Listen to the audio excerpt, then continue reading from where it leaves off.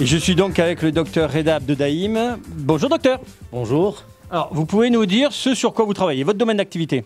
Alors, je travaille dans le domaine des antennes IRM, je travaille dans le domaine des antennes hyperfréquences qui permettent de faire des images en IRM. Alors, et plus particulièrement dans les IRM ultra haut champ, c'est-à-dire que le champ magnétique de l'IRM est très grand. Par exemple, quand vous êtes à l'hôpital actuellement, on vous fait une IRM à 1,5 Tesla ou à 3 Tesla.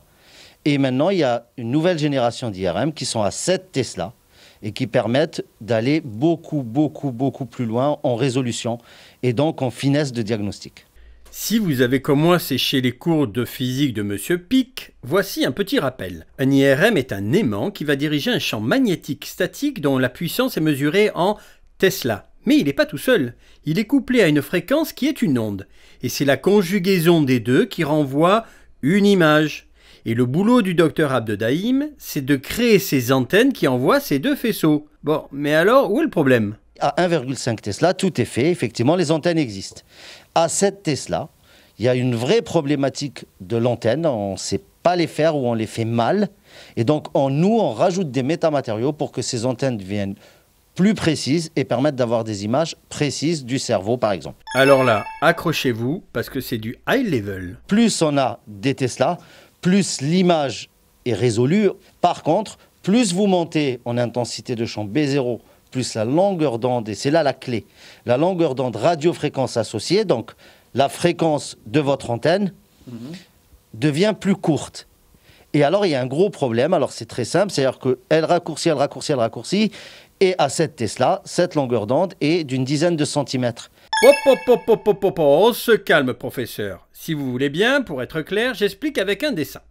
Quand on augmente le champ magnétique statique de 3 à 7 Tesla, la longueur d'onde, au lieu de se rallonger, ne me demandez pas pourquoi, elle se raccourcit. Et là, on n'a plus d'image. Et la nature ayant horreur du vide, le docteur Abdedaïm va remplir ce vide avec... La parole est à vous, docteur. Alors, on compense avec, par exemple, des pads. Alors, un pad, c'est un coussin. Donc, c'est un petit coussin qu'on va remplir de poudre de diélectrique qui a certaines caractéristiques électromagnétiques et qui va permettre que le champ se dépose à l'endroit où on a mis le pad. Ok, les coussins, j'ai compris, c'est comme sur mon canapé. Mais la deuxième solution est encore plus intéressante. C'est de mettre dans les antennes des métamatériaux qui vont rallonger cette fameuse longueur d'onde qui, je ne sais toujours pas pourquoi, s'est rétrécie. Mais un métamatériau, c'est quoi? Je vais schématiser très simplement. Ça vient du préfixe méta, c'est-à-dire qui permet de faire quelque chose qu'on ne peut pas faire avec un matériau normal. On peut faire un empilement de différents matériaux. Par exemple, vous avez une couche de diélectrique, c'est-à-dire de plastique, une couche de métal. Vous pouvez aussi faire des motifs compliqués sur un matériau, des motifs en cuivre ou en diélectrique. Et ces motifs vont interagir avec l'onde électromagnétique, rentrer en résonance par exemple, et permettre localement d'augmenter le champ. Bon, ok, vous avez tapissé votre antenne et vous êtes passé de 3 à 7 Tesla. Finalement, prof, ça sert à quoi? Les scientifiques qui font de l'IRM pensent que ça pourrait nous aider à comprendre toutes les maladies neurodégénératives et comment ça se passe. Mais pour cela, il leur faut un outil d'imagerie fiable. Donc, ils ont l'IRM, c'est un super outil. Maintenant, il leur faut des antennes IRM fiables et c'est là où on vient. Parce que c'est frustrant, vous avez le plus beau jouet au monde et vous ne pouvez pas l'utiliser pleinement.